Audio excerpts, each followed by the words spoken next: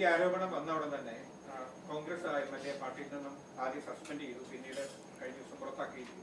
അതോടൊപ്പം തന്നെ കോൺഗ്രസ് പറഞ്ഞ ഒരു പ്രധാനപ്പെട്ട ആരോപണം CPM-ന്റെ MLA അടക്കമുള്ള പ്രധാനപ്പെട്ട ആളുകൾക്കെതിരെ സമാനമായ ആക്ഷേപം ഉയർന്നിട്ട് CPM-ന്റെ ഭാഗത്തും അത്തരം ഒരു നടപടി ഉണ്ടായിട്ടില്ല. കോൺഗ്രസാണ് അതിലൊരു മാതൃകാപരമായ നിലപാടെടുത്തത് എന്ന് അവർ ആവർത്തിച്ച് പറയുന്നുണ്ട്. ഈ തെരഞ്ഞെടുപ്പ് അടുത്ത ദിവസങ്ങളിലൊക്കെ വളരെ ഒരു പ്രധാനപ്പെട്ട രാഷ്ട്രീയ നിലപാട് മാറി.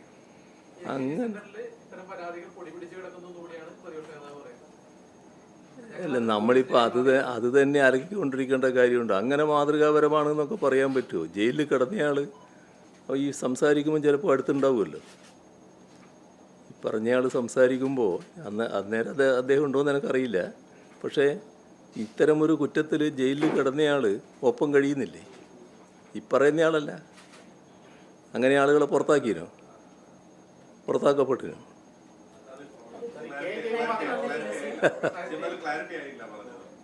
ഈ MLA-മാരായിട്ടുള്ള ചിലർ ഇപ്പോൾ കോൺഗ്രസ് പാർട്ടിയിലുള്ളവർ ചിലർ ജയിലിലടക്കം കിടന്നിനല്ലോ. ആ ജയിലിൽ കിടന്നവരെ പാർട്ടിയിൽ നിന്ന് പുറത്താക്കിനോ അവർ?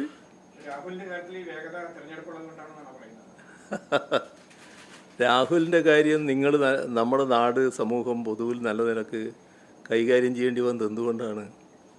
ഏതെല്ലാം രീതിയിലുള്ള വിവരങ്ങളാണ് പുറത്തു വന്നത്?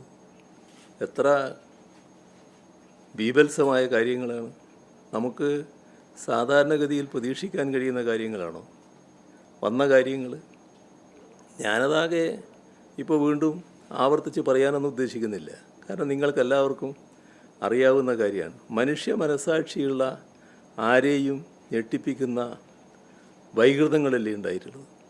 അതൊരു കൃത്യമായ ഒരു ലൈംഗിക വൈകൃതക്കാരൻ്റെ നടപടികളല്ലേ ഉണ്ടായിരുന്നു. ഒരു പൊതുപ്രവർത്തകന് ചേർന്നതാണോ? പൊതുസമൂഹത്തിന് ചേർന്നതാണോ? അത്തരമൊരു പൊതുപ്രവർത്തകനെ സാധാരണഗതിയിൽ പൊതുപ്രവർത്തനത്തിൽ നിന്ന് ഇത്തരം ആരോപണങ്ങൾ വരുമ്പോൾ തന്നെ മാറ്റി നിർത്താനല്ലേ ശ്രമിക്കേണ്ടിയിരുന്നത്. ഇപ്പോൾ വന്നിടത്തോളം കാര്യങ്ങൾ വന്നാൽ ആദ്യം വന്ന വാർത്തകളെല്ലാവരും ഇത് നേരത്തെ തന്നെ ഇതുമായി ബന്ധപ്പെട്ട വിവരങ്ങൾ നേതൃത്വം അറിഞ്ഞിരുന്നു എന്നല്ലേ പറയുന്നത്.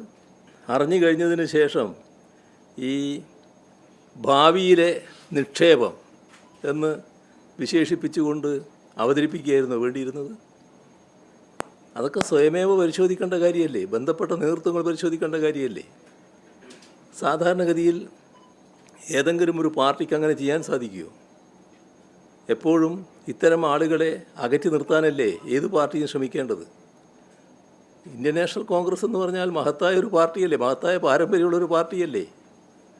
ആ പാരമ്പര്യം തീർത്തും കളഞ്ഞു കുളിക്കുന്നത് ശരിയാണോ? അവരാലോചിക്കേണ്ടതല്ലേ അതൊക്കെ.